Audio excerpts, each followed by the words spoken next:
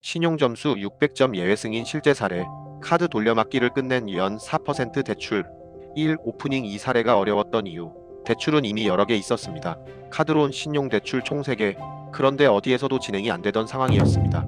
이유는 단 하나, 신용점수 600점 초반. 카드론 사용 이력이 반복되면서 신용점수가 많이 낮아진 상태였습니다. 그래서 대부분의 금융사에서는 아예 검토 단계에서 멈췄습니다. 2. 왜 카드론과 신용대출을 계속 쓰게 됐는가? 이 고객이 처음부터 무리한 소비를 한 건 아닙니다. 시작은 자동차 구입이었습니다. 할부보다 빠르다는 이유로 신용대출을 선택했습니다.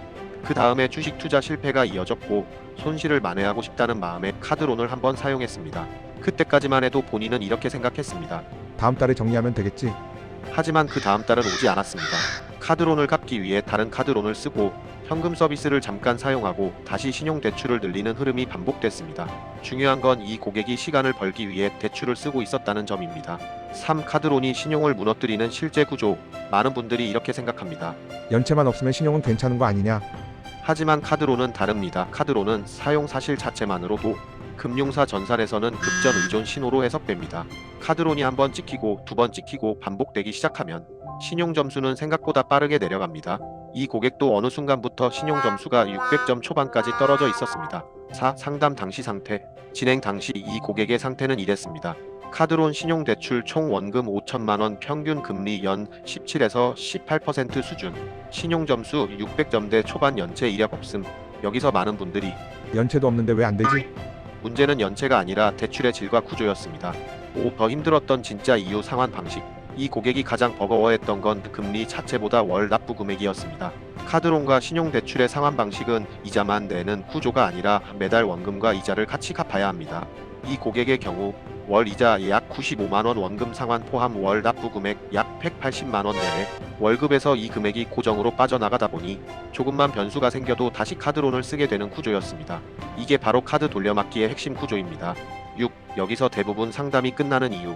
이 상태로 금융사를 가면 대부분 이런 말을 듣습니다. 신용점수가 너무 낮습니다. 카드론 사용 이력이 많아서 어렵습니다. 틀린 말은 아닙니다. 하지만 이 말은 해결책도 아닙니다. 왜냐하면 시간을 벌수록 이자는 계속 나가고 신용은 더 떨어지기 때문입니다. 7. 제가 던진 질문. 이 고객을 끝까지 볼 수 있는 금융사는 어디일까? 신용점수만 보면 대부분의 금융사는 부결입니다. 하지만 이 고객에게는 몇 가지 중요한 전제가 있었습니다. 실거주 아파트 보유, 담보 여력 충분, 연체 이력 없음, 목적이 명확한 대환. 여기서 관건은 하나였습니다. 예외 승인을 볼 수 있는 금융사인가? 8. 예외 승인은 아무 금융사나 하지 않는다. 중요한 사실은 예외 승인은 상품이 아닙니다. 금융사마다 전산 해석 방식과 리스크를 보는 기준이 다릅니다. 어떤 곳은 점수만 봅니다. 어떤 곳은 카드론 이력에서 바로 컷합니다.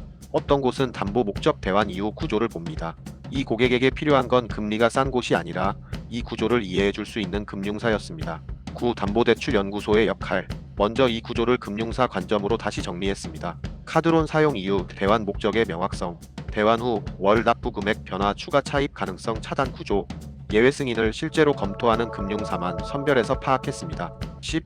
결과 숫자로 확인되는 변화. 대환 전 카드론과 신용대출 합 5천만원, 금리 17에서 18%, 상환 방식 원금이자 분할 상환, 월 납부 금액 약 180만원, 대환 후 이 예외 승인, 담보대출 5천만원, 금리 4.22%, 상환 조건 30년 분할 상환, 월 납부 금액 약 38만원, 매달 약 140만원 이상 차이. 이제 더 이상 카드론으로 시간을 벌 필요가 없는 구조가 됐습니다. 11. 고객의 반응. 이 상담의 본질. 고객이 가장 먼저 한 말은 이거였습니다. 대출이 된 것도 놀랍지만 예외 승인이 가능한 금융사가 있다는 게 더 놀랍습니다. 이 말이 이 상담의 핵심입니다. 12. 왜 이 이야기가 중요한가? 이 영상은 대환대출 성공기가 아닙니다. 카드론으로 신용이 망가졌다고 끝은 아니라는 이야기입니다. 다만 조건이 있습니다. 아무 데서나 되는 건 아닙니다. 구조를 이해하는 곳을 찾아야 합니다. 담보가 있어야 하고 감정가 대비 한도 여력, 즉 LTV 여유가 있어야 합니다. 13. 마무리. 신용점수 600점대라고 모든 길이 막히는 건 아닙니다. 문제는 점수가 아니라 어디에 어떻게 설명하느냐입니다. 저는 고객에게 정확한 내용을 듣고 파악하여 정리하고 이런 구조를 이해하고 진행할 금융사를 찾습니다.